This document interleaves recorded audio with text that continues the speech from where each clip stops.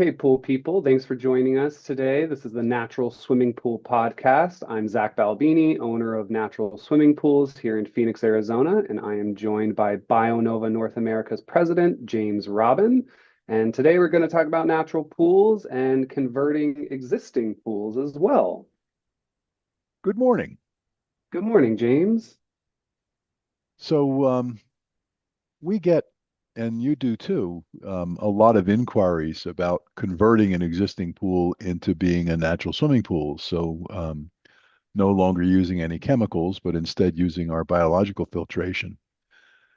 And there are a couple of ways to do it. Technically speaking, you could do it with any pool, but you run into constraints in terms of size and that sort of thing sometimes. So but you can investigate each and every one. And there are a couple of different ways to do it. One way to do it that I'll go through is to use a constructed wetland filter, which is to say a regeneration zone. And that's the way they were done originally, back in back in the day, and in Europe, and they're still doing them like that today. We've done several. Um, And I can show you an example of one. Um, this is one we did in Virginia um, a few years ago. And this is what the pool looked like when we got there. It was dysfunctional. However, the shell was intact. It was structurally, the integrity was there. Um, but the pool didn't. The pool hadn't been used in quite a few years, and you can see the tile was falling off and the coping was breaking. I think the plumbing was all broken, and they had excavated a hole in the side of the pool here. Mhm. And for the life of me, I can't remember why, but they did. Trenched out in the back here. I think they were probably going to try to install a skimmer so they could get plumbing into the pool again. At any rate, what we did is worked with them to come up with a design, and we decided to put a regeneration zone out here. The regeneration zone being a constructed wetland, or basically a pond that we're growing aquatic plants in gravel. Um, and then we circulate water from the pool down through the regeneration zone and through the gravel, running it in several different directions with hydraulics. And then we run it slowly through that regeneration zone filter because plants don't like if water is going too fast, um, and they can't absorb nutrient from the water if it's going too fast past them. Um, so we run it slowly through there. So you need a pretty good volume of water running at a slow speed, and then pump it back up into the pool to continue using the pool. And so we did a design for that, did the hydraulic design on it, and then we decided to line this pool with um, pool hide, which is a PVC membrane. We used a green pool hide on it. And after we were done, this is what it looked like. We we reused the coping that they had, much of it anyway, um, and reused the patio. We had to patch it in places. Here's our regeneration pond down here. And as you can see, it looks like a pond because it basically is a pond. Um, we have algae growing in the pond, and that's normal, but the pool, the water is crystal clear. Um, And this was probably taken shortly after initial startup, or was it taken in the first year? it was taken about a year later Okay, because you can see nice. this. I mean, this was an open scar when we did it because we had to excavate this regeneration zone out. And as you can see, it's all grown in. So this was at least a year later. Nice. Yeah. Did you have to add return lines to the pool, or you completely redid all the plumbing? We redid all of the plumbing. All the underground plumbing was redone. So yes, we added return lines and we Awesome. converted the fittings from being just concrete fittings or just pipe sticking through the wall like you do on a concrete pool into fittings that are accepted by the PVC membrane, by the pool hide. And there they Gotcha. are enjoying the pool. Awesome. So it was a lot of fun and it worked out very well. And this kind of an implementation has been done many times. We've done it a few times here in the US, North America, but it was done quite a few times in Europe, and I mean hundreds. And Yeah, not a few. I've done a few. yeah, yeah. Um, so um, that's one way to do it. The other way to do it is to use the BF4 biofilm filter, and you have a project you're doing right now Yep. with I that. don't know if my camera can go over there, but that is the BF4 filter, 4 feet wide, 10 feet long.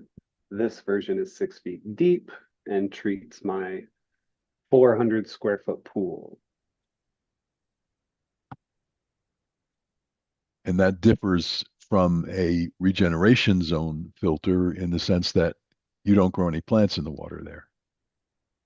Yeah. Well, I've got some potted plants on top just for kind of Well, that's for fun. demonstration purposes. Yeah, Yeah. they're not Um, necessary. no, not necessary at all. That's 16,000 pounds of gravel is doing quite a lot of nutrient consumption. And it provides a surface area over that crushed gravel of about 32,000 square feet. So that's a lot of square footage for the biofilm to grow on. And that's what we Wow. need. I Yeah. didn't even know or try to calculate it. Yeah, 32,000 square feet. Yeah. Makes Yeah. sense. 16,000 pounds, 32,000 square feet, 3/8 inch Of gravel. crushed gravel. Yeah. Yep. Yep. Crushed limestone. It is jagged. Yeah, jagged. We want Um, jagged. We want a large surface area on every single little piece. yep. Yep. That is very true. And yeah, I've got a conversion project right now, big old 680 square foot pool in Gilbert, Arizona on flood irrigation property. So they get, you know, 20, 30,000 gallons of water probably every 1 to 2 weeks, depending on the time of year. And so we're going to be going with, what was it? 5 foot wide, 18 foot long biofilter, but it's only 4 feet deep. It'll be a little easier for us to excavate and construct.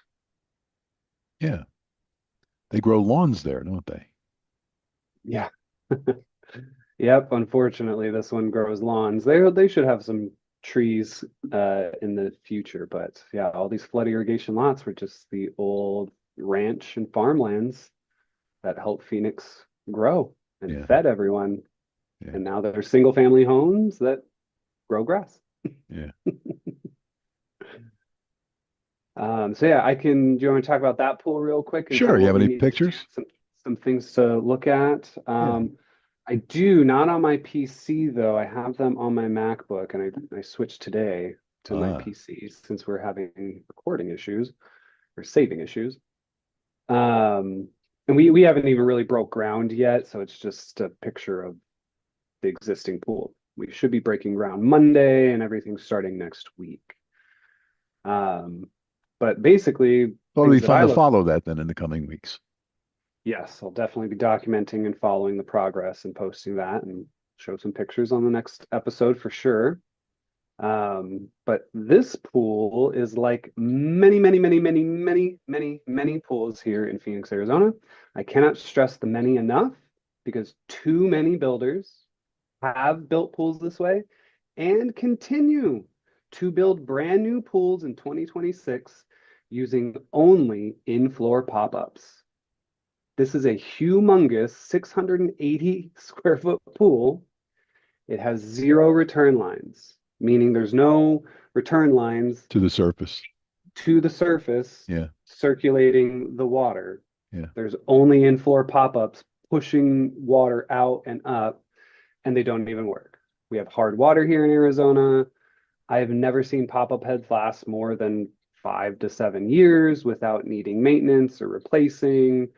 Most of them aren't built properly with booster pumps. So when you have a pool that has zero return lines, we have to trench and dig and excavate completely around the pool, core drill through your existing concrete wall and rebar in order to add those new return lines. And that is the biggest factor in a pool. If I have a pool with existing return lines and those return lines are in places that make sense to circulate the water, then we could just tap right into the existing return lines. I've done that before, but most pools that I have found that want to convert either don't have return lines at all, or they have like two return lines. So that's the biggest factor is the existing pool, return lines, if we have to adjust the plumbing at all, because most likely we will be having to add at least one or two skimmers to the pool as well. So we have to actually, like in the photo you sent us, the previous homeowners in Virginia looked like they were excavating a rectangle in the wall to add a skimmer. Yeah. So we're adding two skimmers there, four return lines, and a 5 by 18 foot biofilter to filter it all.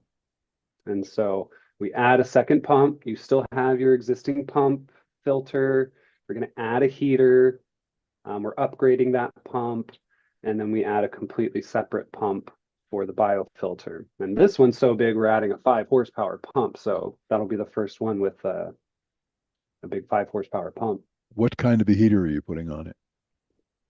A heat pump to heat Good. and cool. So it'll be a chiller too? Yes. Nice. Yep. Need that here in Arizona. This big pool I'm not too worried about because it's like 9 feet deep, probably. It's real deep, so it shouldn't get hot at all in the summertime. But 95 degrees, Putting a little 100 chill degrees. in the water in Arizona is not a bad idea. Yeah, going Yeah. from 95 to 90 when it's 115 out is Yeah. nice. Yeah. And we've done so this biofilter is going outside the pool. We've built other ones where you have a big pool, it's old, it's dilapidated, and it needs work, and maybe space is limited in your yard.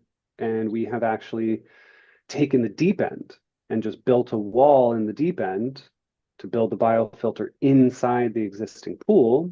So that saves us on excavating anywhere else around your yard. Yep. Saves space, shrinks the footprint of the pool, gives you, the homeowner, the size of pool that you want. And we get to use that space for the biofilter since it's already a solid structure.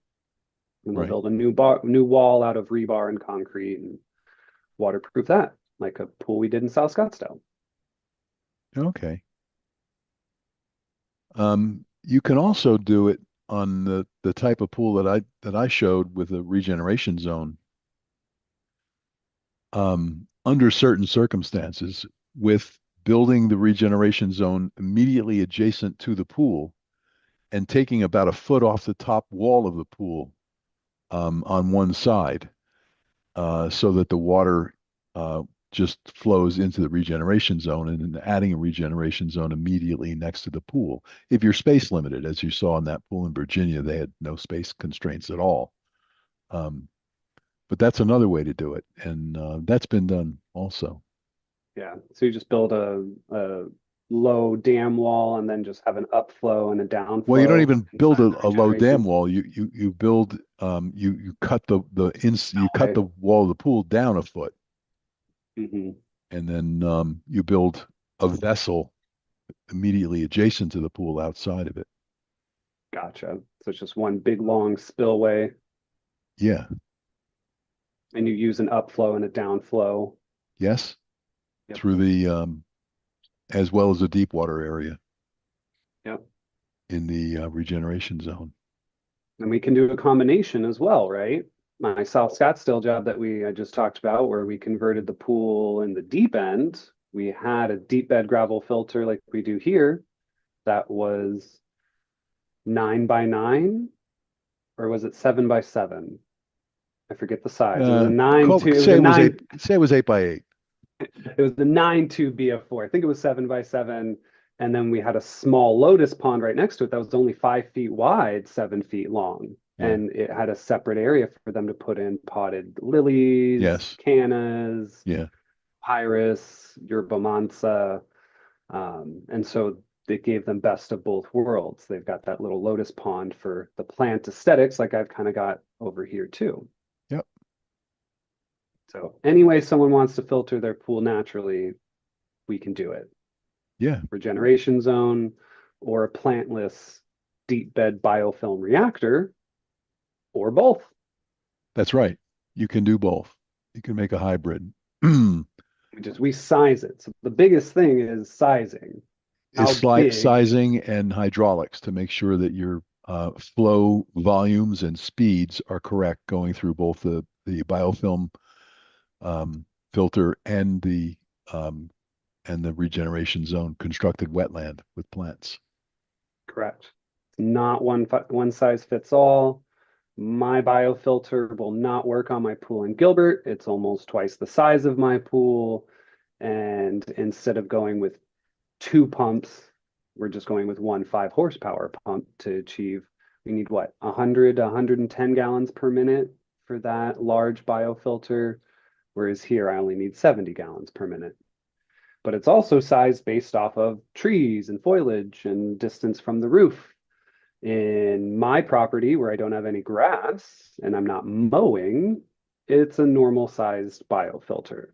But on a flood irrigated lot where they're mowing the lawn every single week, kicking up all that dust and debris and grass particles, you want to oversize the biofilter a little bit. Even though this pool is already big and the biofilter itself is really big, biofilter size for the big pool, but we also want to size the biofilter for the nutrient load, which they don't really have many trees in this property, but I know from experience that mowing the grass kicks up a lot of dirt, and every single time there's going to be a nice fine thin layer of dust after mowing the lawn on the pool.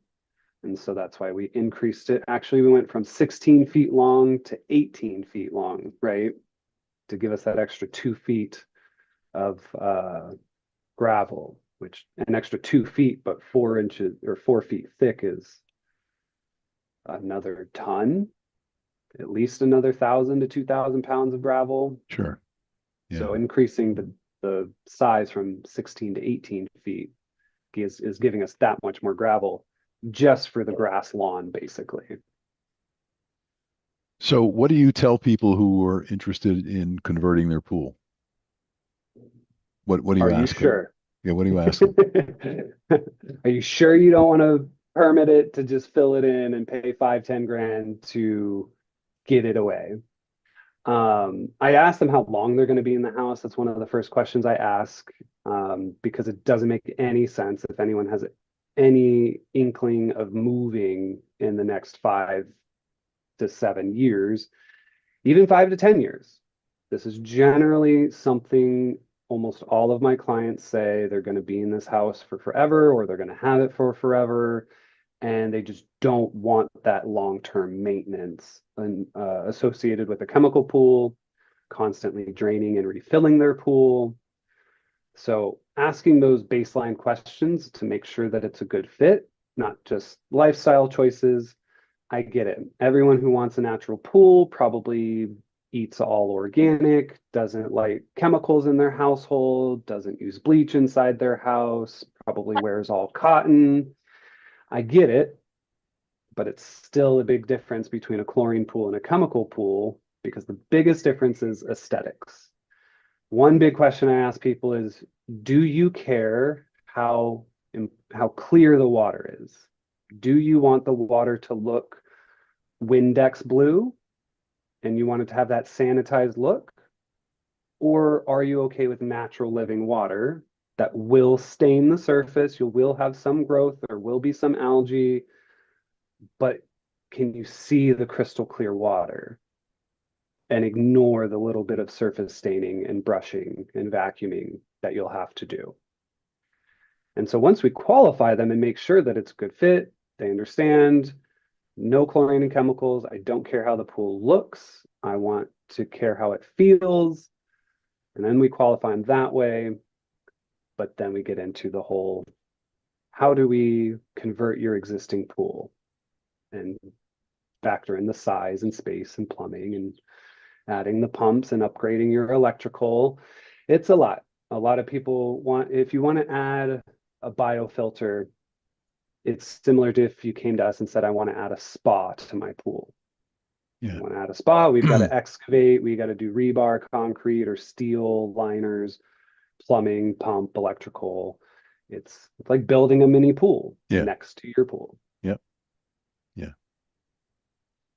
Yep. Good. How about you? What are some main questions you ask when you have interested clients? I don't. Um, Alan, my partner, That's true. does all that. And I'm sure he asks those questions too. But how Yeah. long do you intend to stay in the house is a great question, because if they intend to move in a few years, it's, well, um, you know, well, it probably helps sell the house, but it would also limit the customers. People who want a natural pool wouldn't even consider building a chemical pool. Hmm. But people who just want a pool, they may or may not want a natural pool. They're not for everyone. So, well, good. Um, Next time, what do you want to talk about? Um, I guess next time maybe we could talk a little more about how it works. Okay, And that'd be talk fine. about, Also, I'd like to talk a little bit about public pools oh, for in sure. hotels and campgrounds and that sort of thing. So Oh, yeah, because we can that's, I go think, what there. we talked about last time, but it didn't record. Just touched on it. Yeah. Okay, awesome. Yeah, we'll talk about the IOB, FLL, the Dana database, and Yep. all of those public natural pools all around the world and how they are tested every single week. And we have the data on those tests. So, Good. absolutely, let's do it. Okay. Awesome. Thanks, James. Thanks, everyone, for Thank you. watching. We will see you next time. Reach out with questions. Have a good one. Bye.